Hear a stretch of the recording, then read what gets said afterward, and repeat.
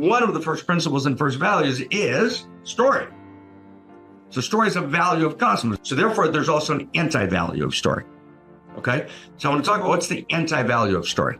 Now, in order to do that, I want to make a distinction. So I want to make a distinction between story and anti-story, or kind of value and anti-value, or kind of eros and anti-eros.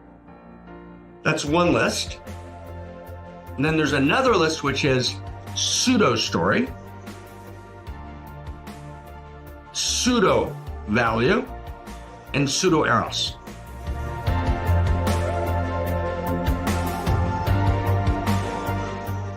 It's 2025. Who remembers where they were in 2020? If you weren't born, you can try and think back into the previous world, right?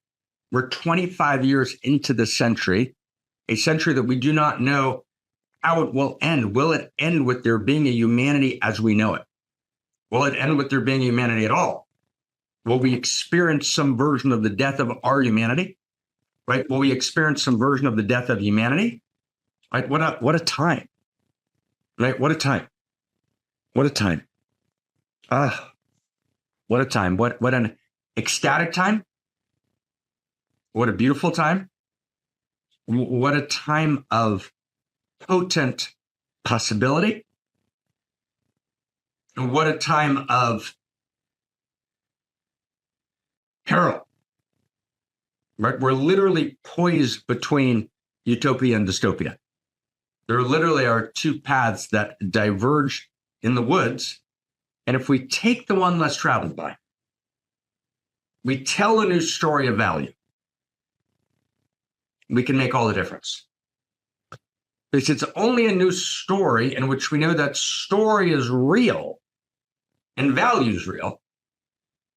And story of value is the architecture of cosmos that we can actually shift the future. We always shift the future through a new story. Okay? So it's a big moment. And what we're here for in One Mountain, Many Paths is to actually, in some direct sense, participate in this revolution, right? Participate in this telling of a new story.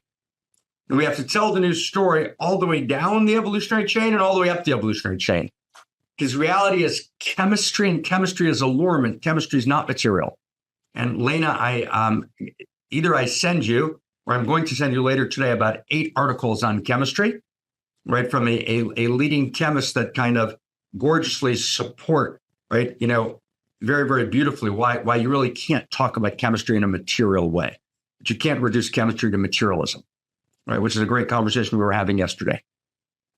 And I want to just, if I can for a moment, I mean, I'm just so honored and delighted to be here and so trembling, right? Joy is trembling, joy that we have the privilege to be awake, to be alive, to participate as this think tank, as this band of outrageous lovers, right? As this unique self symphony, to try and actually enact a new story.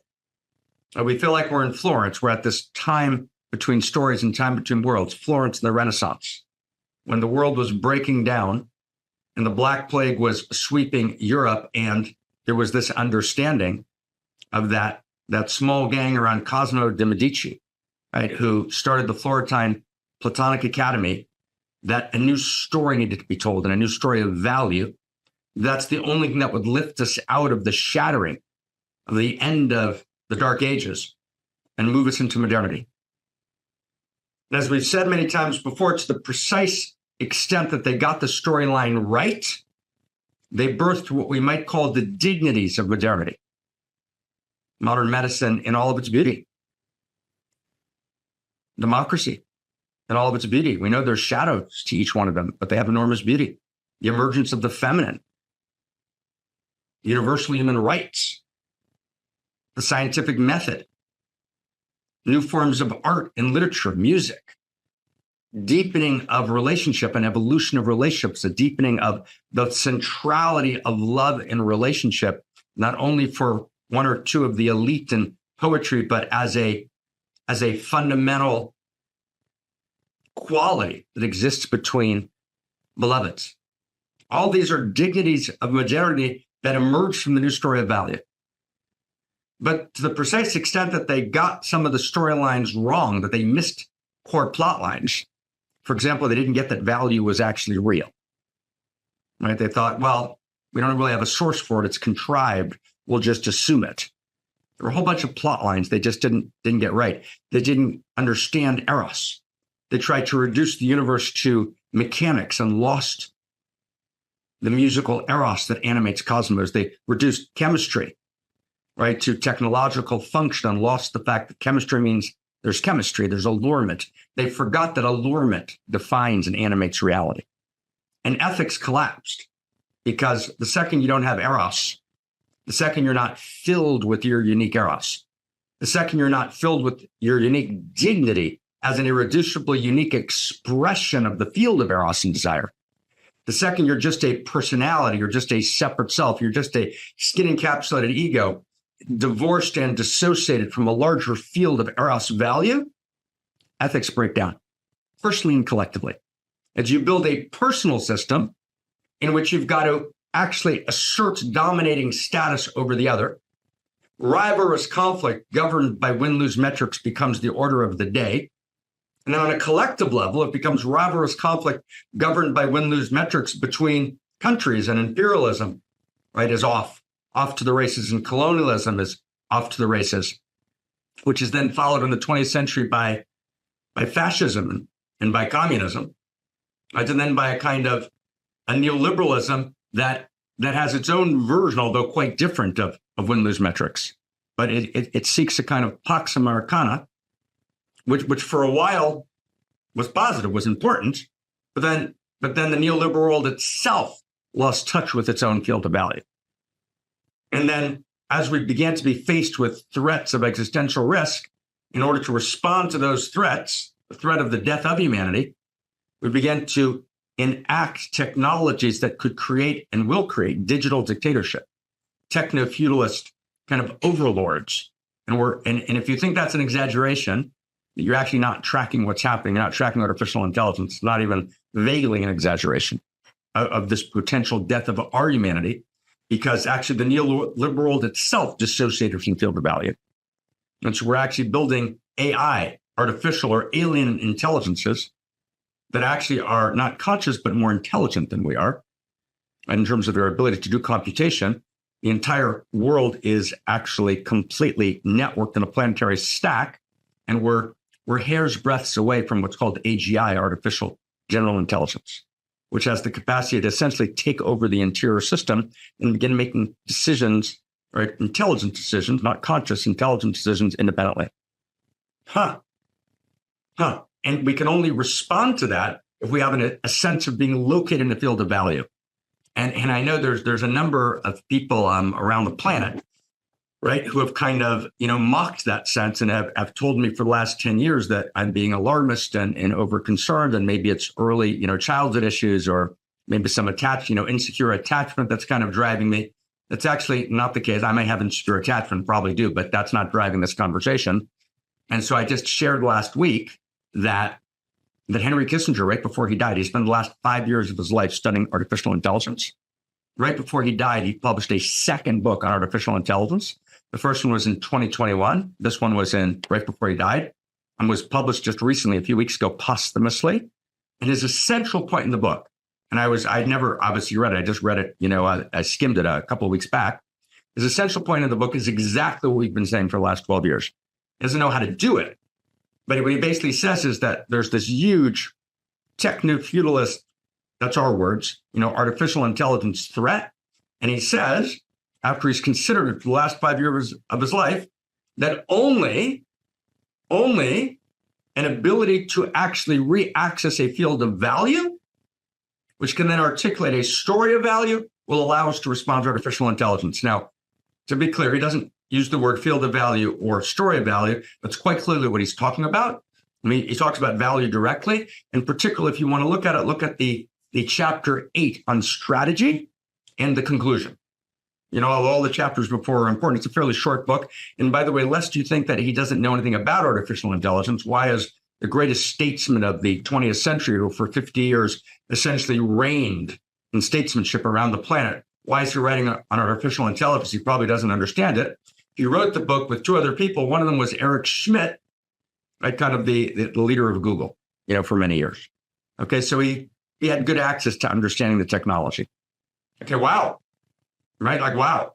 So that's what we're doing here in One Mountain. We're here to actually articulate this new story of value. What we're saying is that actually it's only, and we've spent the last 10, 12 years trying to reclaim value theory. I've spent a decade on value theory, and I believe we've cracked it. I believe that we've cracked the fundamental issues that challenge value theory and caused modernity and postmodernity to leave the field of value. So I think philosophically, we can actually open the door back to the field of value.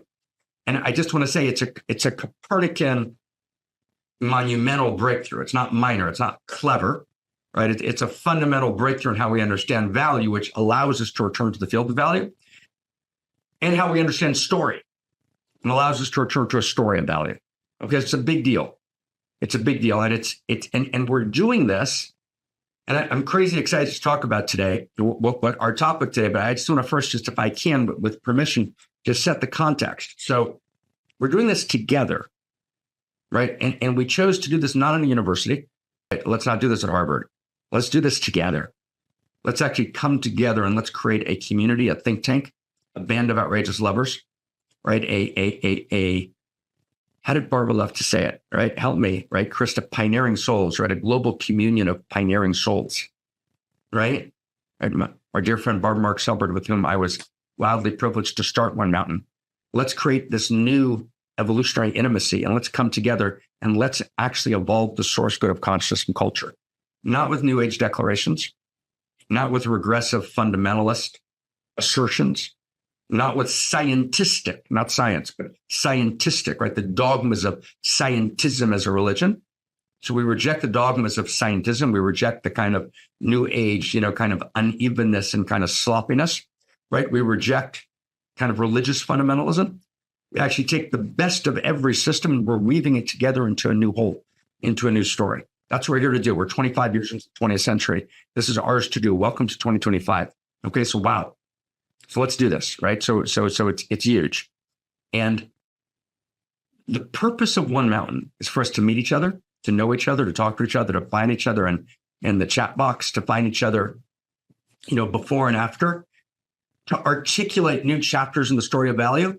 And often we'll be working on sets of books. And right now we are working on, I'd say legitimately some 30 different volumes, right? With some brilliant leadership, artistic, editorial, right? Authorial, right? Leadership. So we're kind of deep in. It's an impossible project, right? And very often we'll think about something in One Mountain because we're in the middle of writing about it and we're trying to think about how to think about it, right? So we're in that kind of moment now. We're thinking about story a lot and how we think, what do we mean by a new story of value? Okay, so I just want to just thank everyone. And I would love to, this is very funny. If I can, with just permission for a second, although I have sat for too much time writing footnotes about too much, but I'm basically a churchman, right? Meaning, or a synagogue man, or a mosque man, or a community man. Meaning, I'm just madly in love with people, right? People, right? Just like doing this together is just a crazy joy. And we are actually a unique self-symphony. That's what we are. We're a unique self-symphony. We're a unique self-symphony of revolutionaries. We're going to talk today about the revolution, what it means to be a unique self-symphony. And we're moving towards a planetary awakening in love through unique self-symphonies. And in order to do that, what we need to do is play a larger game.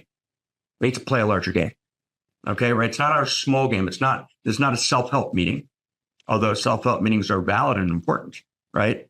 It's not even transformation. It's more than that. It's the knowing that my transformation transforms the whole, right? Self-help is what can I take out? My transformation is what can I pour in? And what can I pour in from a place in which I am omni-considerate and omni-responsible, right? For the sake of the whole, right? Like, oh my God, so sweet, right? So good. So good. So are we ready to play a larger game? Are we ready? Let's do this. Let's do this. This is crazy good. This is crazy good. So we're going to participate in the evolution of love. We're going to evolve the story. So 1 second before we evolve the story, we just have to share something. Okay, we have a big event coming up. Okay, and this event is about telling the new story. And I want to just share, I just want to share a little clip that a bunch of people made. And Shati's going to kind of share it with us, but just to kind of invite everyone to this event that we're doing. This is the 13th time we've gathered in Europe.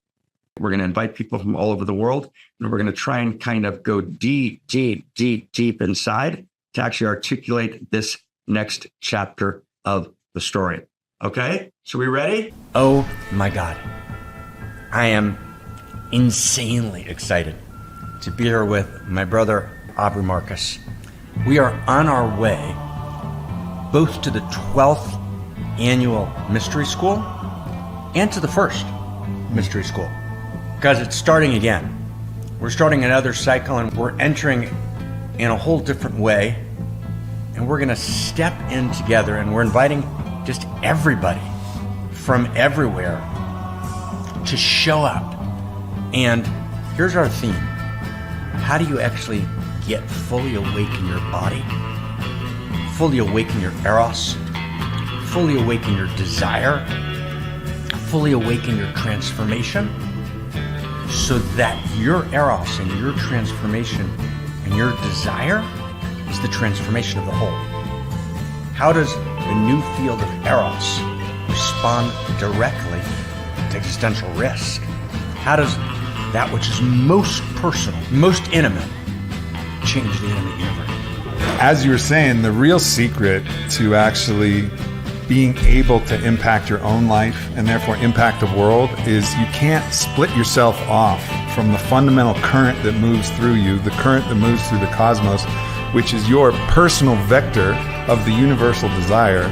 So if you find that in yourself and you allow that to expand and explode through your life, we're not just talking about the sexual, we're talking about the full desire of yourself on all levels, all planes, all octaves, aligned toward a greater mission, which includes your own personal mission. It's going to make your life a lot better, a lot more fun. It's going to make your relationships stronger. It's going to make your friendships richer and deeper, but it's going to allow you to actually live your mission, which is the most refined, fine wine of pleasure, to know that you've served the world and served the goddess and made her fucking proud. And so I've never been to Europe to coach or to teach. I've done 6 years of Fit for Service here in the States. We have so many people from Europe. This is your chance. Come see me. Come see my teacher, my beloved friend, master, Marc Gafni. Come see us both and learn from us. We're going to be giving everything we have in this workshop, and it's going to really be something absolutely groundbreaking and special. Oh my God, right? So together with Aubrey, Dr. Christina Kincaid, Vailana, Shad Corton holding the space, an unimaginably great team. This is a moment where we gotta go epic. I can't wait to see you there. What a crazy privilege. And I'm ecstatic that my brother Aubrey is going to be with us. And oh my God, let's love this open for real. And maybe one last thing. You will meet people here who will be with you for life. Amen. You'll enter a community. They're going to be your brothers and sisters that are going to be your evolutionary family. And we're going to, as Aubrey said, we're going to give you everything we have. And we want to receive everything you have. And let's come together in the center. And let's love this open at this moment of meta-crisis. And oh my God, our crisis is a birth. Let's fuck it open. Let's fucking go. Let's fucking go. I can't wait. I'm looking forward to meeting you all. You know, when you say yes, you're going to be glad you did. And we'll see you there on the inside. So much love. Oh my God.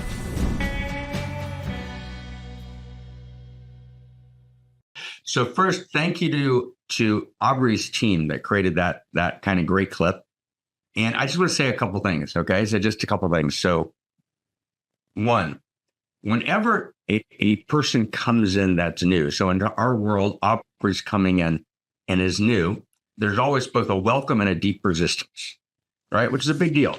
So I want to be just kind of very, madly loving and protective of everyone in the community and of Aubrey, and just to kind of deeply welcome Obs, right? And the reason Aubrey is stepping in, I want to kind of just share something, personal for a second, is not because he has a particular channel in the United States, although he does. I'd say 5 or 6 different people, and all of the names, that many of you recognize, have come to me over the last 5, 6, 7, 8 years and said, wow, we're excited about the Dharma. Let's come together and kind of work together. And each time I said no, for very serious reasons, because they actually weren't taking the work seriously. They wanted to go kind of surface and glitz and internet and, likes and views. And that's just not what we're doing. We're trying to both address reality, but also step far enough away from reality that we can be artists. It's about being an artist. And an artist paints because an artist paints. And I said to Aubrey, come study with me and let's see what happens. And so Aubrey has, just to share with everyone, he's shown up about the last 100 weeks in a row, never missed and never come late to a holy study. And sits and kind of takes notes and studies and then reviews. Right. He sat and read, cover to cover every single book, the footnotes on the books. Right. I get a constant stream of inquiry and question, which are kind of serious and profound. It's a big deal. Right. The assumption is that if you're already a public figure, you actually can't do that. And Aubrey has showed up with a kind of humility together with his own natural audacity. And it's actually that integrity of being willing to step in as an initiate and to study deeply, which is actually, you can't pretend that. You can't fake that. You can't make that up. That's not a public thing. That's not a kind of, well-produced thing. So I want to kind of get that, although Aubrey's world is a world that does kind of, I would say, higher end production than we do. They pour more resources into it, although our production is fantastic. And Jamie is like freaking rock star. Right into what he does, and he just does it, beautifully. And I like our clips better than anything. So they're doing like fantastically. They got a whole team doing production, but they're not about production, right? Obs and Vi, who have both studied with me every week in Holy of Holies, separately, are just fantastic human beings, with deep integrity and deep caring. That's a big deal. So I wanted just to invite everyone to that. So I want to just really invite everyone to be there. Now, I will say one more thing. Okay, this is just a funny thing. It is true, right, that Aubrey, online takes his shirt off a lot. So we got to deal with that. Okay, so Aubrey's doing the take the shirt off thing. They do that in that world there. I don't take my shirt off much, so I'm kind of making a commitment. I am going to, between now and the mystery school, get in such good shape that, no, I'm just kidding. Okay, ready to go? Ready to go? Who's coming? Who's coming? Are we doing it? We coming? We happening? Right? And the purpose of the mystery school is not a self-help event, right? The purpose of the mystery school is that we enter into one particular piece of study and we study deep. So I do, for the last, we've done 13 events. One of them was called The Crossing. So this is actually our 13th event. Okay, it's our 13th event. And we do several hours in the morning of deep study. And for years, right, there have been a whole group of people who have said, let's just do short things, which are 20 minutes each, and we'll build a much bigger program and we'll make money on it. We're not interested in all that. We want to go deep together. Like, we want to go deep, deep, deep. It's a deep, intensive, beautiful dive, which Sean and I began together, and then Claire stepped in and held it with us. And there's a whole team that's gathering now. And we can't wait to introduce everyone to Eli. So it's a big moment. And we're going to go into one Dharma, one particular set of topics. And we're going to just be in them all the way. Okay? So Rockstar, thank you. Thank you, thank you, thank you. I cannot wait to be with you there. We talked last week about story. Right, about story. And about these two movements in reality. And one movement is about move beyond your story. And the other movement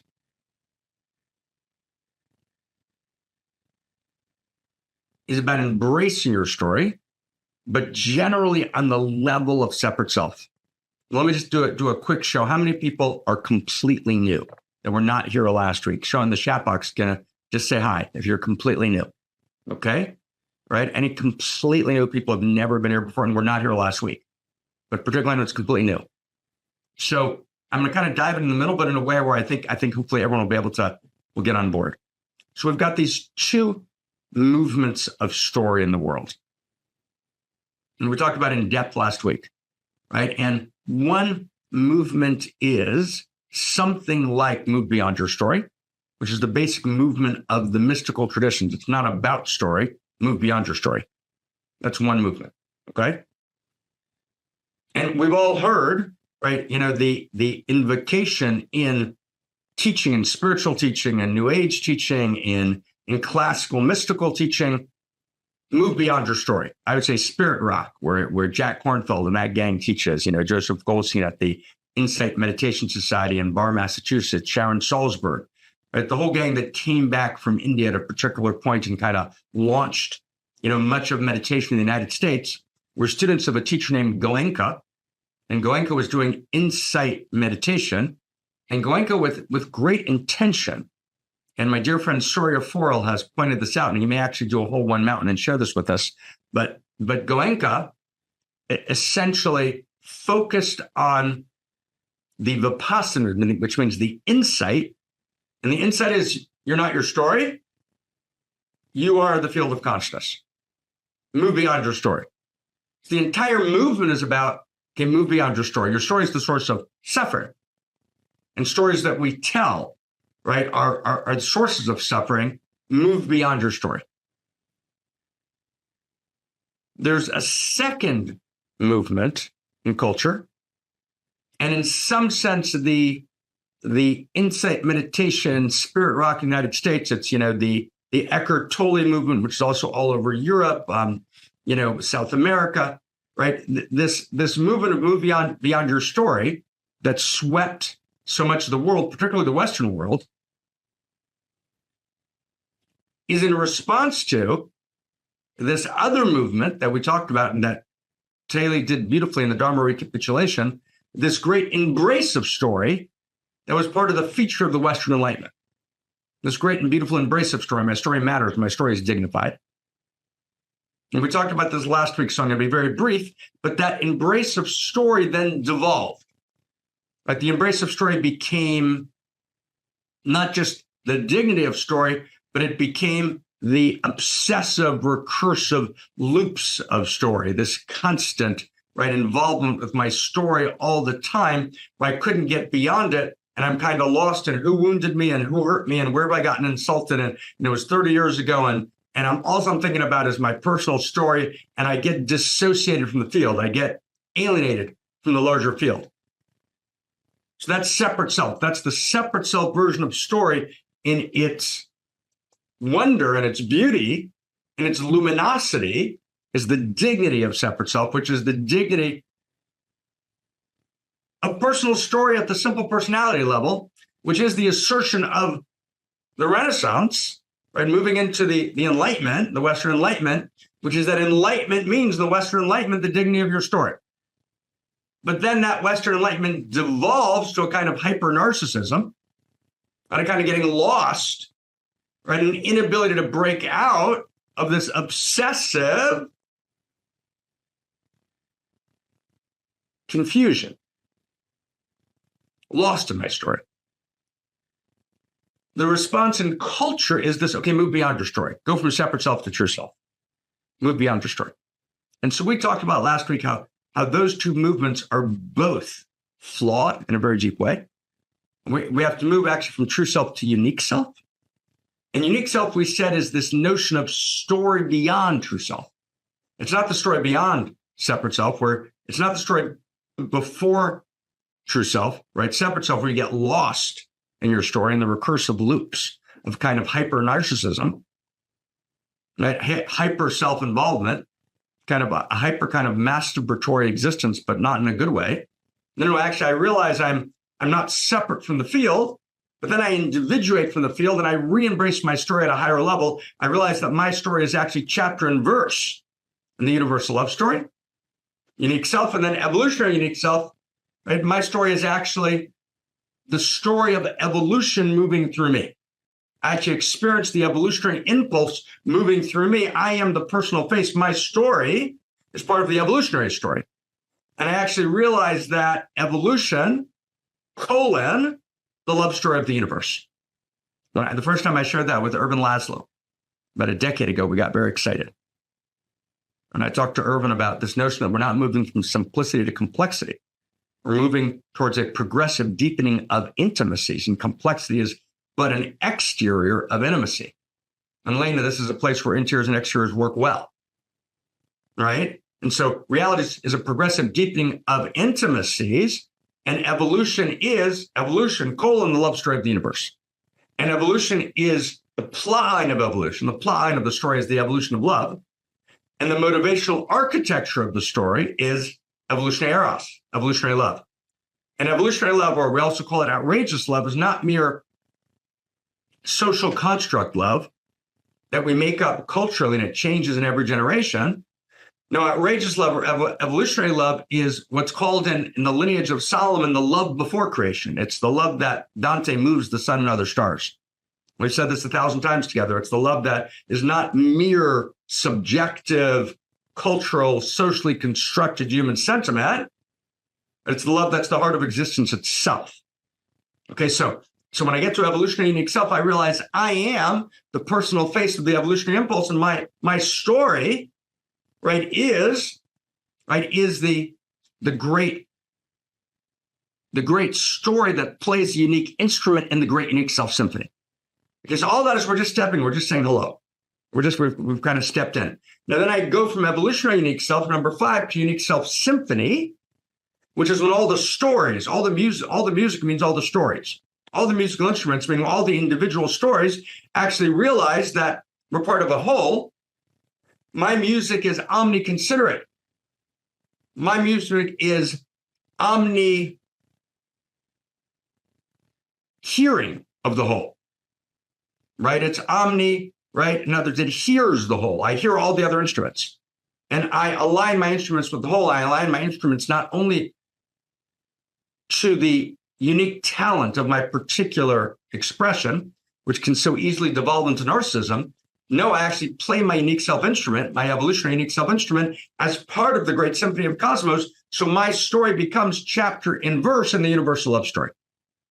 A sense of story. Okay, is that good, everyone? Everyone in? Let's go.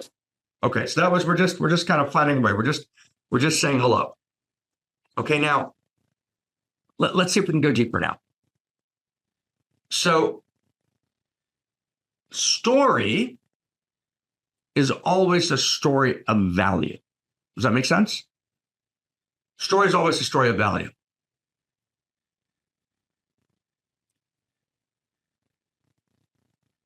And what we need to do is to really understand story. We need to do 2 things. We need to first say, okay, value is real. We talked about that when we were setting intention. So we've done a lot of work on value is real. And 2 is we need to say story is real. We need to affirm that the reality, the ontology of story, meaning that story is a true structure of cosmos. Okay? And we've talked about in different One Mountains about the elements of story. We're not going to talk about it this week. But the notion that there's a plot line, the plot line is animated by desire, and it's reaching for value, and it's driven by crisis, and there's a dimension of freedom in the story, right? There's a dimension of freedom, that an aliveness and freedom, right? A feeling tone in the story, the beginning of a proto-personhood, right? A proto-sense of feeling, of self-consciousness, not just self-intelligence, right? Those elements of story exist all the way up and all the way down the evolutionary chain, from subatomic particles that become atoms, but all the way to all the different levels of consciousness within humanity, all through the animal world, right? This element of story. Stories are real. Stories are a real structure of cosmos. But it's not just that, right? Reality is stories, but it's also atoms. No, it's that atoms are stories too. Okay. So this is all, I'm just kind of, we're just saying hello. We're finding our way. And we've talked about these things. We'll include them in the Substack article for this week, but this is just setting the tone we now want to add some key things here. Okay. Now it gets kind of crazy exciting. So we said last week that there's story and anti-story. Does that make sense? There's story and anti-story, just like there's value and anti-value. So there's, in the lineage of Solomon, there's something that we talk about, which is the tree of life. And the tree of life has 10 sephirot. And sephirah is not a sphere, and it's not even sapphire. It's not even, as it's often translated, right? The word sapphire is talking about illumination, right? A blue light illumination. Sapphire is sapphire. It's a blue light illumination. And both in Sufism, it's called the pearl beyond price. And in Kashmir Shaivism, right, the blue light, it always represents kind of the personal, the unique self personal. And in the Zohar, there's something called Tichla Ukma, right? The blue black, and the blue is always the sense of uniqueness, right? So often the 10 sphirot of the tree of life are called the 10 illuminations, but the deeper read is that they're the 10 stories. They're the 10 stories of value, right? And we did a whole with our dear friend Andrew Sweeney, who I spoke to yesterday. We did a whole multiple weeks on the tree of life and the 10 stories of value in the tree of life. And my dear friend Lena, this little section calling them stories of value is important when we finally get to that tree of life book, right? So the tree of life is the 10 stories of value. And does that make sense? Okay, the 10 stories of value. Now, one of the things that a number of us are talking about in these several weeks happening now is that there's not just value, there's anti-value. For every one of the stories of value in the tree of life, there's anti-value. And so I actually just spoke to Andrew yesterday about doing maybe 2-3 more weeks on the tree of life, where we go through what is the anti-value expression, because actually, here's the good news and the bad news, right? There is a great battle between good and evil, right? No, Ukraine and Russia are not the same, right? Even after all the complexity, they're not the same. Because actually, one was very much leaning towards the good, and the other was very much leaning towards evil. There's a battle between good and evil, but it's not all subject to multiple perspectives. No, it's actually, and so therefore, we need to know that although there's not an equal status to good and evil. Does everyone get that? There's not an equal status. They're not the same. It's not a Gnostic battle. It's called, Gnosticism, not a Gnostic battle between the good guys and the bad guys. But it's ultimately in the multiple dimensions of reality, but in the multiple movements of incarnation, the multiple lifetimes, but all is ultimately for the good. Reality is moving towards the good, right? The great arc of justice, at the great arc of the universe, there's a moral arc to the universe that yearns for and that tilts towards justice. But it doesn't happen in one lifetime. For most people, most of the time in one lifetime, that arc of justice doesn't fulfill them. We live with profound unfairness, right? Profound injustice, right? That in our lifetime is not healed. So there's a dimension of justice in this lifetime. There's a dimension of integrity. We have to fight for the fair, and we've got to fight for the good. And for an enormous amount of the world, it doesn't work out in one lifetime. So when we talk about this notion that's called in the lineage in Aramaic, called Mad'abad Rahman Lataba Abid, right, which is all is ultimately for the good. We can't say that in one lifetime. And actually, the Talmud says in Tractate Pesachim on 50a, right? The Talmud says that anyone who says in this lifetime it's all for the good is a heretic and should be thrown out of the study hall, right? Because it's fundamentalist bullshit. Right? It's not all right. And in one world, we have to actually recognize evil. We have to actually battle evil. We have to, right? We have to unsheath our swords, unsheath Excalibur, right? And sometimes do battle. And we can't be pacifists. So we have to fight for the good.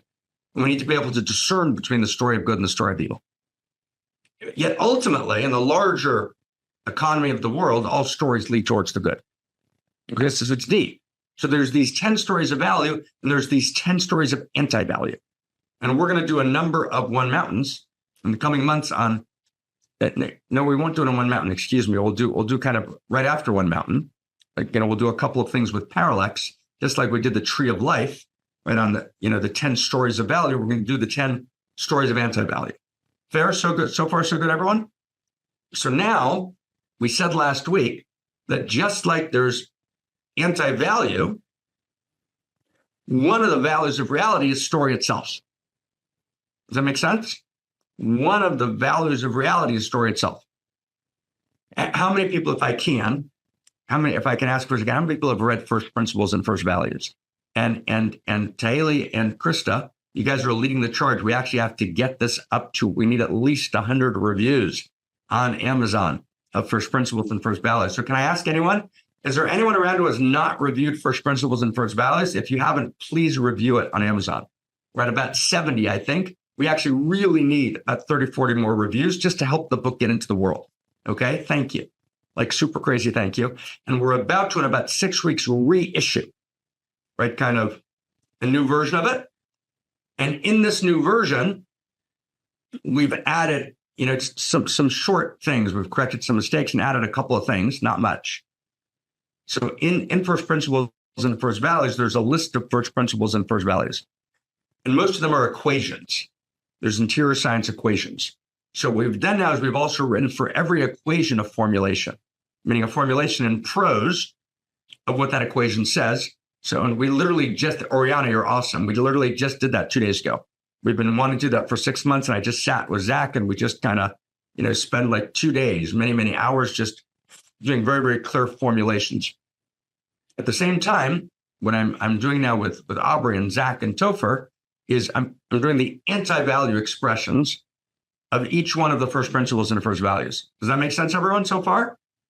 Okay, so one of the First Principles and First Values is what? Anybody? Is story.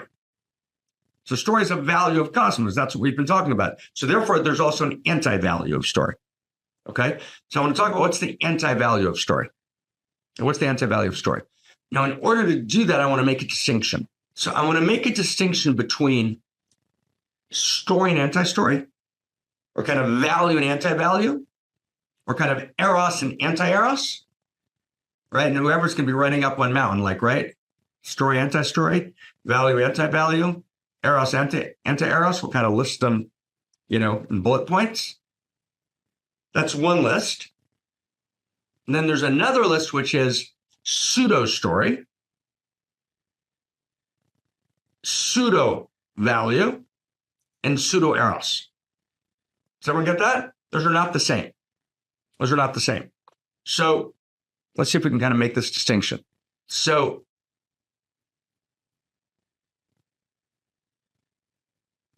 pseudo-story would be, let's do pseudo-eros first. That's probably the easiest one. Let's do pseudo-eros first.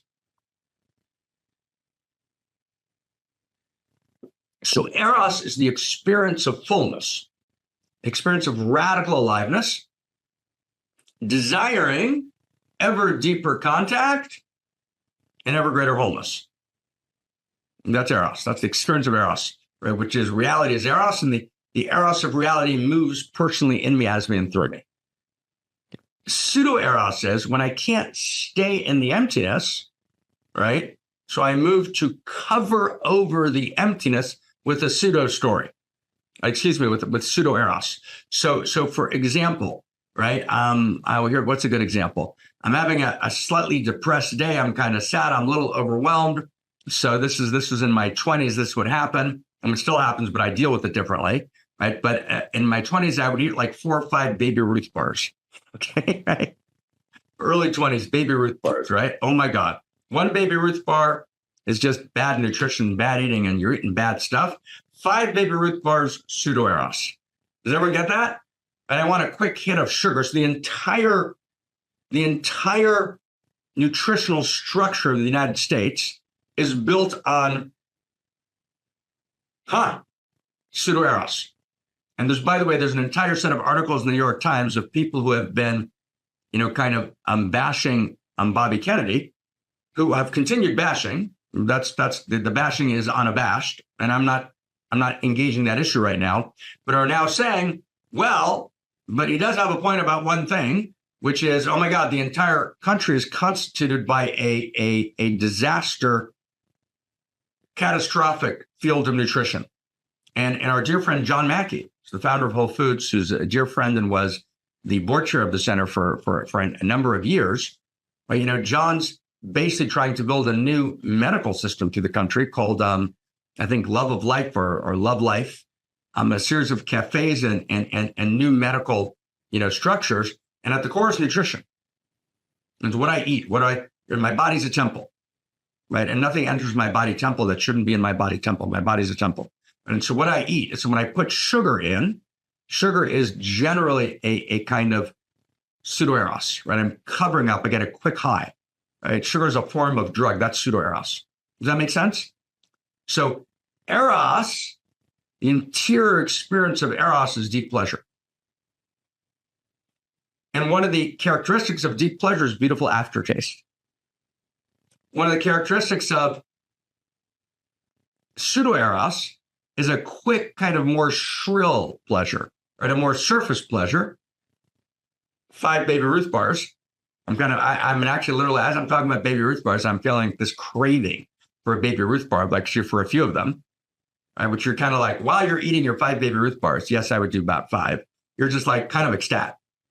And then the aftertaste, what's the Talmudic Aramaic phrase? The aftertaste sucks, right? Because pseudo-eros leaves terrible aftertaste. Eros, beautiful aftertaste. Pseudo-eros, terrible aftertaste. The same thing's true, as I don't know if you all are familiar, but there's a human activity that some people engage in called touch. And touch has many forms of it. And one of them is kind of formal sexing. And sexing, which is a verb. So the right sexing or the right touch leaves a beautiful aftertaste. The wrong touch and the wrong sexing is a terrible aftertaste. One is eros, the other is pseudo-eros. Does that make sense? Okay.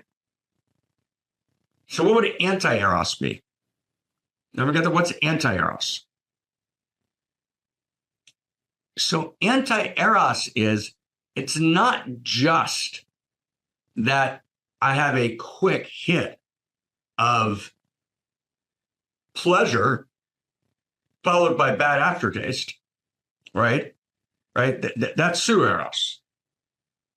Anti-eros goes to destroy, just like eros goes to create. And eros is the desire for ever deeper contact and ever greater wholeness. Anti-eros is the torture. Right? He desires contact, not which creates wholeness, but contact which destroys. There's a book by Elaine Scarry. I can't remember how to pronounce her name. Scary or 2 R's and a Y, called something like The Body of Pain. It was an enormously important book. I read it years back about the experience of the torture, the experience of inflicting pain, sadism. And there's a pseudo-sadistic drive that lives in most people that's hidden. And sadism is anti-erotic. Does that make sense, everybody? Sadism is anti-erotic. It's anti-eros. It goes to create not contact, but alienation, and not wholeness, but not just fragmentation, but a torn apartness, right? Kirsten, what's the German word that I asked you how to pronounce earlier this week? And I'm about to pronounce it, but I don't want to. Maybe you can, right? Can you unmute and pronounce it for us, love? Zerrissenheit. Exactly, Zerrissenheit. Thank you. And Zerrissenheit, Eliot talks about it. It's the sense of being torn apart. So it's the opposite of eros, which is moving towards wholeness. Zerrissenheit, right? Thank you, Dorothea. Right? It's a torn apartness. It's not pseudo-eros, it's anti-eros. Does everyone get the distinction? David, you got that distinction, Taylor? We got the distinction? Okay, so let's keep going. So you have value, pseudo-value, and anti-value, okay? So value is the intrinsic rightness of something, right? The intrinsic rightness of something, right? It's what the axial religions refer to as the rightness of the cosmos. There's a rightness in the cosmos. Cosmos is not just is, right? It's not that the Greeks got it wrong. The Greeks said that we need to be spectators to the is of all time and existence. That's Hellenism. And as Carlyle and Matthew Arnold understood, And when they wrote about Hebraism and Hellenism, the Solomon lineage or Hebraism says there's not just an is, we're not just spectators all the time in existence. We are partners. We are participatory, right? And we are standing for the is or the ought or the should of cosmos. There's a rightness to the universe, right? The universe is yearning for something. The universe is yearning for something. The universe desires, and the universe desires value.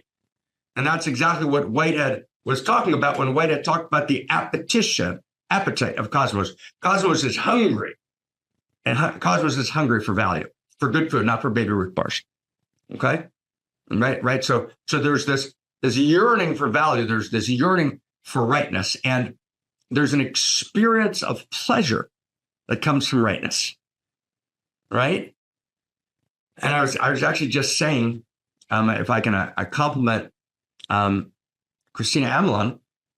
I asked Christina a number of weeks ago, maybe a number of months ago, maybe it was like in August, if I send her some notes and some kind of directional signals and asked if she could kind of come up with about, 10 clips, right, of, Yuval Harari, the historian, talking about a number of topics. And Christina spent a couple of weeks on it, kind of deep diving into it and coming up with just kind of the exact, perfect 10 or 11. I already had one of them. So it came with like 12 clips. And she did such a good job of just kind of pouring in, kind of all the way. And she did it all the way because of a rightness. It was the right way to do it. It was a kind of thoroughness. It was kind of integrity that was, kind of, nothing would have happened. It was a unique risk, right? I take my risk to do it right all the way. And that rightness actually generated a whole world that I'll talk about for a second before we finish. So there's a rightness, right? There's a rightness to Cosmos. Does that make sense? So that's value. Pseudo value is I imitate the rightness. Does that make sense?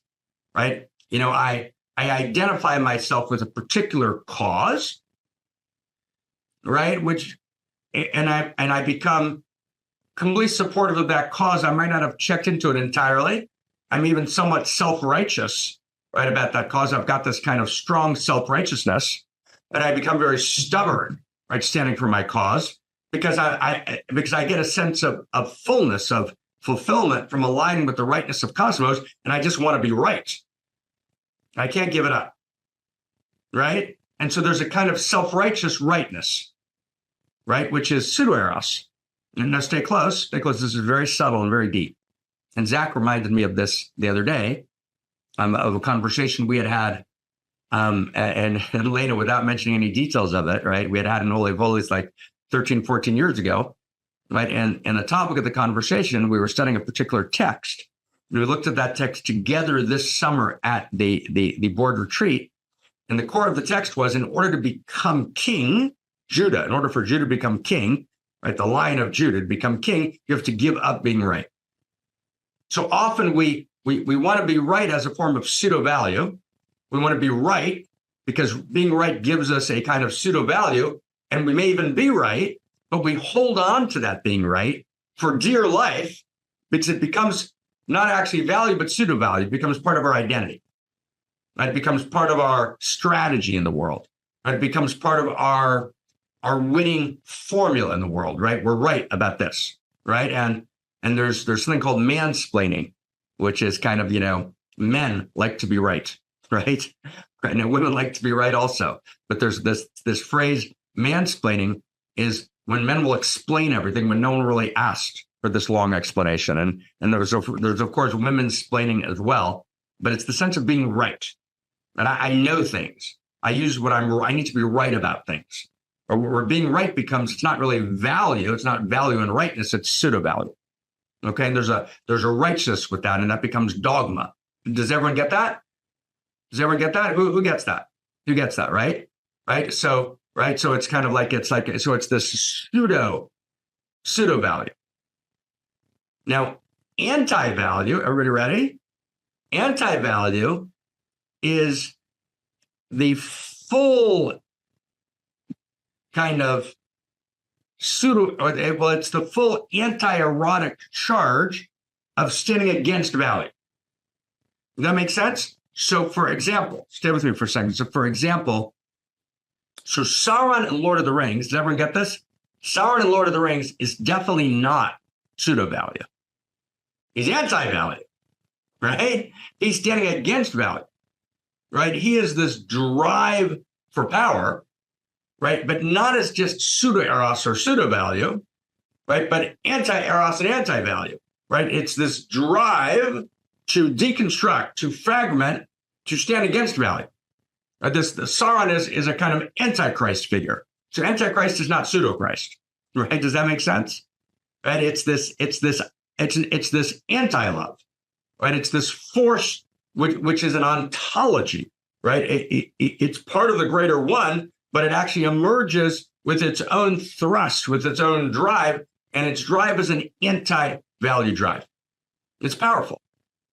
So I'm gonna just, if I can share something with you for a second, just so we'll get this, but this is between us. I went through a very difficult tragedy. I went through a whole experience of false accusations, and like about 20 years ago, like 2006, and then there were some repeat plays of it for a decade. And so I for a period of time stepped out of kind of study teaching. There was actually a year where I literally couldn't breathe. It's like I couldn't breathe. Actually, there was like a year where like 2006, like May 2006 to June 2006, where literally there were just constant tears streaming down my cheek. And I decided that I would stop teaching and stop writing. And I tried to figure out what to do, right? And so the first thing I tried to do is I worked with a very creative politician in America, and he was starting an organization to fight kind of sexual slavery in the world. And so I kind of joined that little small organization, but I realized quickly that the politics, the egoic politics in that world were so intense, and I actually lacked the power or the resources to actually make an impact. I would have just kind of remained at a kind of, I didn't have what it took to actually make that work effectively. That's what I wanted to do. That didn't work. And then I was very close with someone at that time who has a very, very deep shamanic gift.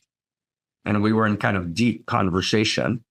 And so I went to Europe, and when we had done some very deep study together, and he had invited me to come with him to go to Prague and to encounter in Prague kind of occult forces of anti-value, and to kind of be in kind of interior mystical work, kind of battling anti-value, and kind of wandering through Europe to different graveyards and kind of liberating souls. So I did that for a while. And I gave it up because I didn't know if I was good at it or not, right? I couldn't quite tell if it was working or not. He was sure it was, but I wasn't sure. So I gave it up. But, you got to get a real job at some point, although I haven't done that. But I had, and the reason I'm sharing this is I had a taste of anti-value. We were in Prague, which was the center of the Nazi occult. And Prague has always been kind of the mystical capital of Europe for many years on many levels. So when I was in Prague and we encountered particular kind of energetic forces in Prague, I had a sense of what the Eye of Sauron actually feels like, right? Kind of from Tolkien, the sense of these orcs, right? But interior orcs of anti-value, right? This kind of anti-eros, anti-value. Does that make sense? Does everyone get the distinction? But it's not pseudo-value. It's not pseudo-eros. It's a kind of anti-value, right? Can you feel that? Okay, so there's anti-value in the world. Then you have story and anti-story. Okay, so I want to show you a clip, if we can, for a second. I want to take a clip at kind of anti-story for a second. It's anti-value, anti-story, anti-eros woven together, but it's a dimension of anti-story. And I want to thank Simona, right, who pointed towards this. So let's take a look, right, at a little clip of kind of this meeting between eros and anti-eros, and value and anti-value, and story and anti-story. And let's just talk for a minute about anti-story. Why, Mr. Anderson? Why? Why do you do it? Why? Why get up? Why keep fighting? You believe you're fighting for something, for more than your survival? Can you tell me what it is? Do you even know? Is it freedom or truth? Perhaps peace? Could it be for love? Illusions, Mr. Anderson, vagaries of perception. Temporary constructs of a feeble human intellect trying desperately to justify an existence that is without meaning or purpose. And all of them as artificial as the Matrix itself. Although only a human mind could invent something as insipid as love. Everyone get that? So this is Neo and Agent Smith. Neo and Agent Smith. And that's value and anti-value. Story and anti-story. Eros and anti-Eros. Oh my God. You can kind of see the moment.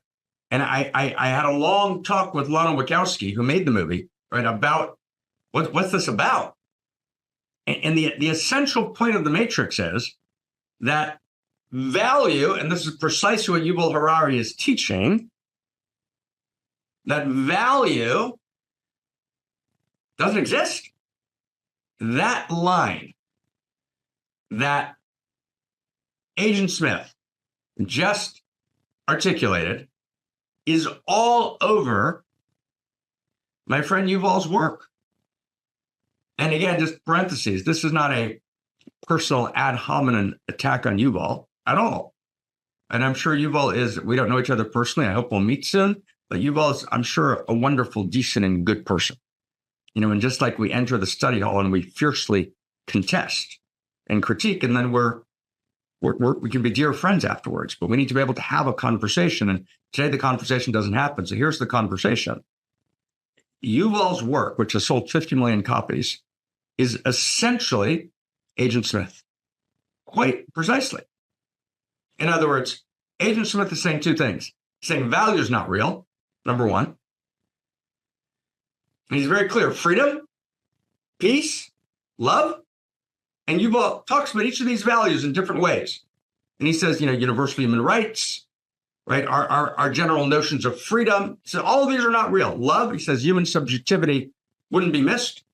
Any meaning you ascribe to your life is delusion. Delusion means a complete violation of sanity.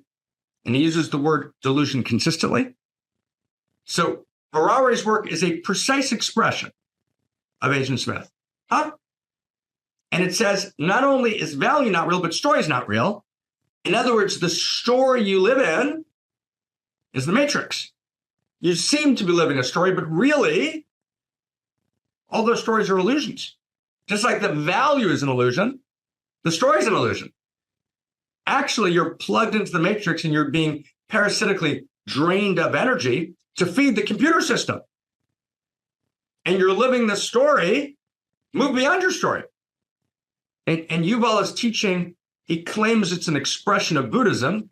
It actually is an expression of something of what Goenka, right, and his lineage was teaching in Vipassana. But Goenka, actually, as the Theravadan teachers of his day pointed out, and Surya Foral, a Buddhist lineage holder, points this out, Goenka removed right view and right action. And he removed actually the important dimension of story, which is the ground of true Vipassana. And so Yuval actually claims this position for Buddhism. Right? Agent Smith becomes the Buddha. Really? Yuval, brother, I don't think so. And it has this chilling effect. So anti-story is the destruction of story. It's the utter annihilation of all stories. And the annihilation of story can happen in multiple ways. The Matrix is an expression of anti-story. It amplifies exponentially the realization that you seem to be living in a story, but you're actually in a simulation. None of that is actually real. None of it actually happens. You may think you're experiencing pain and pleasure, but actually you're actually plugged into a matrix that is draining you of Eros. So the Matrix is anti-Eros. Does everyone get that? Matrix is anti-Eros. It's anti-value, right? It's anti-story. And anti-story always means, now stay close, okay? Anti-story means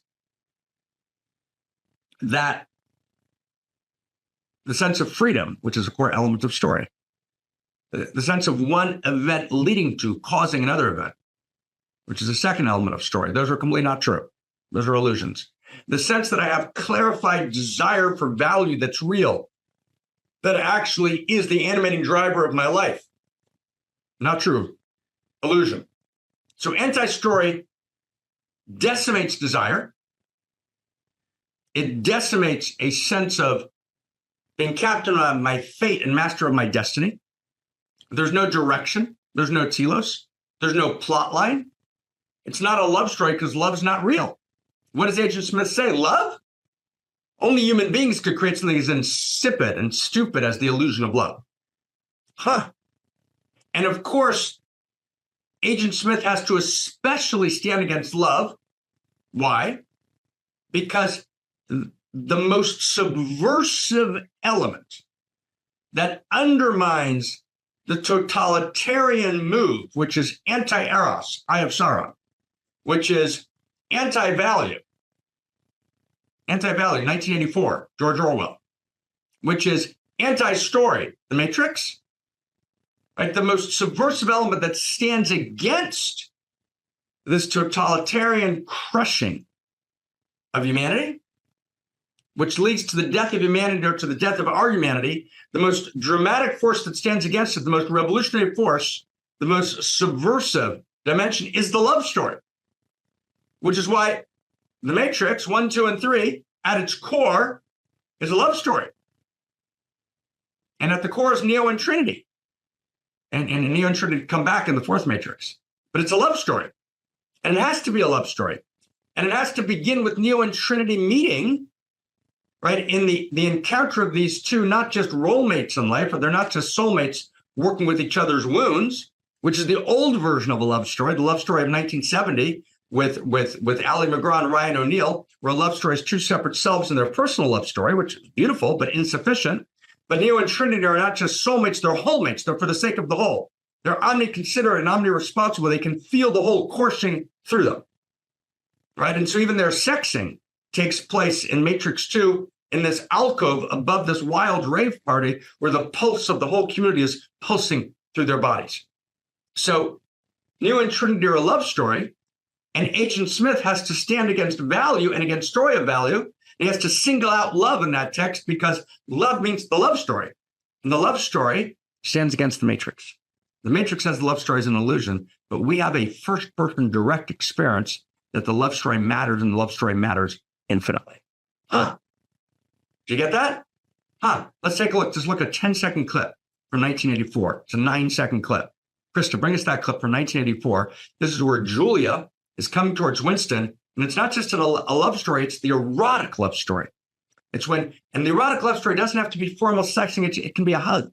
It's an embrace. It's being physically proximate to each other, intimate in the same space. It's not about sexing or not sexing. There's many ways this erotic love story plays out. So let's go. Let's just take a look for a 9-second clip from, give me 1 second before it goes on. Winston and Julia in the forest. Julia's in love with Winston, and the entire apparatus of what's called the Ministry of Love, which is the apparatus of Big Brother, has to go to crush the love story of Winston and Julia, because it's the love story of Winston and Julia that stands against what? The party. That's what's going to undermine the party. Same thing as the Matrix. Let's see the clip for 1 second.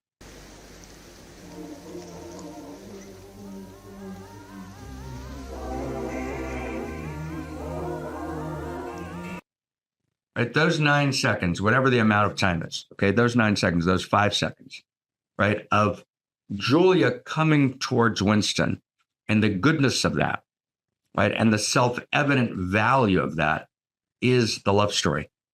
And the story of value is a love story, and the love story is the ultimate story of value. So anti-story goes to destroy the love story. So Nazism went to have the lover inform on the beloved, the parent inform on the child in communism right? And the kind of Stalin's, vast apparatus of secret police in which the entire country was the family that should be beloved and protective of each other, inform on each other. That's an anti-story. And it's not just pseudo-story. It's not just I'm trying to create a kind of, so let's say my victim story could be a pseudo-story. And I keep going over, and my friend Terry Nelson has taught about the victim story for many years, right? I keep going over this place I've been victimized. And I keep going over my victimization. And there are real victims in the world, but victim story is not about the real victims. There's many real victims in the world. Victim story is when I kind of take a kind of relatively trivial victimization, or even one that's real, but I make that my identity. And I stop being a player in the field of life, but I get kind of off the field, and I go into the bleachers, I go into the stands, and I keep telling my victim story again and again. That's a pseudo story. You get it? Story is I'm living my unique self. I'm living my unique story. My story is chapter and verse in the universal love story. That's story. Pseudo story, one example would be a victim story. Okay? But then anti-story is you go to destroy the bonds of love. You go to, right? So betrayal is anti-story. Right? When Judas betrays Christ, and Dante says that actually Judas is on the inner spokes of the fires of hell, right? What Dante means, forget about the fires of hell. So forget about that. That's a beautiful, gorgeous, image. But what it means is not kind of old fire and brimstone. It doesn't mean that. It doesn't mean fundamentalism. It means that the betrayal of story matters, because the story is always a love story. And the betrayal of story is the betrayal of love, right? So there's this sense of anti-story, right? The betrayal of the love story. That's painful. And the betrayal of the love story doesn't mean we went apart. It means that we're not holding each other in love, right? In the aftertaste, right? We actually said, now we're apart, the love story's over. No. The love story's got to go on forever, even if we're not together, right? Our integrity's got to go on. Our depth has to go on. Or the betrayal of the love story is the entire apparatus of the ministry of love, right? In 1984, it goes to destroy the love story, to destroy wants to enjoy it. That's what Room 101 is about in the ministry of love. Can we destroy the love story? Or, so that's Orwellian kind of overt totalitarianism, but in kind of Skinnerian totalitarianism, where we put the whole world in a Skinner's box, in a digital dictatorship in the immersive environment of the web. So when you read Skinner's Walden 2, it's Roger and Mary who come to Walden 2 to investigate it, but who have this passionate love story. And Skinner, whose character in Walden 2 is Fraser looks at Roger and Mary and he says they're not going to make it. Because he understands that the love story stands against the Skinner's box of Walden 2. Walden 2, the assumption of Walden 2 is that love's not real, that value's not real. Skinner says explicitly in a chapter called Values, love is just a positive reinforcer. It's a social behavior engineering technique, and value is just a positive reinforcer. And there are invisible controllers and invisible planners who actually control Walden 2. And the MIT Media Lab, as we've pointed out many times, and we're about to release a book on, is actually patterned, right? Alex Petland, right, studied Skinner very carefully, the head of the MIT lab, and he patterns quite clearly. Right? The MIT Media Lab that designs the internet, designs the immersive environment of the web, he patterns it after Skinnerian thought. So we're in a Skinner's box, and then love is destroyed. The love story is destroyed. Now, what's the greatest example of the destroying of the erotic love story? The pornographic. So the problem with the pornographic is not, oh my God, we're seeing naked bodies. That's not the issue. That's the moralistic fundamentalist problem, right? God's not worried about naked bodies. God created naked bodies. The problem with the pornographic is, my friends, there's no plot line. There's no story. Eros is a story. Eros is a plot line. Eros is the experience of radical aliveness, desiring ever deeper contact and ever greater wholeness. The pornographic is sensation without story. Does that make sense? And the pornographic is not pornographic because there's naked people in it. The pornographic is pornographic because it's an intense set of graphic images, sexual images, decontextualized from storyline, right? So if you would see the same naked images as part of a 4-hour beautiful right, profound, French foreign film. I don't know if French foreign films are profound, but let's say they are, right? And it's this very subtle weave of character and depth and art and beauty and philosophy and ethos. And then you've got a 3-minute love scene, which is intensely, right, graphic and revelatory. You wouldn't say that's pornographic. You'd say it's erotic, right? So pornographic is not about what the dictionary says. The dictionary defines pornographic as graphic sexual images. Not true. Dictionary, rewrite yourself, right? Pornographic, it's pornographic if it's decontextualized from a story, from a plot line. Right? Like, wow, right? And so the immersive environment of the web, right, creates this utter distraction, which is Pornhub, right? And then children are raised on high-speed internet porn from age 11 or 10 or 9, and they can't actually, that translates into a failure to launch, into destruction, into, accentuated whatever kind of, slightly divergent tendencies a child has, and all children have some divergent tendencies, then we get completely lost. We're destroying a generation with high-speed internet porn, not because there's naked people, because there's intense graphic sensation without story, without plotline, right? Without love story, right? The erotic love story is subversive. And here's the last example. We'll close with this, right? Take Barbie. All right, we talked about Barbie last year, and Krista's finished a whole piece of work on Barbie. She's about to pass it off to Kathy, right? This little book on, on Barbie. What's Barbie about? The entire point of the Barbie movie, right, made by the world of the immersive environment of the web, right? The classical Western, kind of benign totalitarianism, where I live in the immersive environment of this, constantly moving fast TikTok culture coming at me in every second. The entire point of Barbie is there is no love story. Not that a particular Barbie doesn't love a particular Ken, that Barbie doesn't love Ken. That's the entire point. We gave like maybe 5-6 talks on Barbie. The entire point is there is no Ken and Barbie. They don't exist. Meaning there is no love story, which is why you have this chilled feeling when you walk out of Barbie, because there's no love story. That's the point. In other words, just like 1984 has to destroy Winston and Julia, so the overt Orwellian totalitarianism, right, of closed societies have to actually control the love stories. Right? Look at the China social credit score system. There's a lot to say about that. But in an open society, right, the kind of benign totalitarianism of enacting a Skinner's box, turning the open society into a hidden set, right, to allowing the open society to be driven by a set of invisible controllers, as Skinner writes in Walden 2, and the MIT Media Lab designs the immersive environment that we all live in. There's likes and there's retweets, and we get completely lost, right? And we're kind of scrolling on our phone. We can't live without it, right? And we're completely absorbed in that world, particularly if you're below a certain age and you were raised in that world. You literally live inside of it. And so the great movie is they actually blew away all box office records. They created a special Academy Award to honor how many people saw it, right? Is Barbie, and Barbie says there's no love story. That's the point of Barbie. And then you feel chilled at the end of it. So what we're going to be doing is we're going to be doing a little bit of and we're at the end now, and I apologize for going longer today, but it's so important to get this. So we're going to actually do one more week on the love story next week. But we're going to talk about love. Next week's all about just love stories. But we're doing kind of this slightly scary thing this week, a little scary to me, at least. We're doing a little bit of a David and Goliath thing. So my colleague Yuval Harari, who wrote all these books and actually writes children's books that are designed to say this, right? So it's not that, and I want to be clear. And Yuval, I'm sure a great guy. The work is not just pseudo-story, it's anti-story. Yuval's explicit.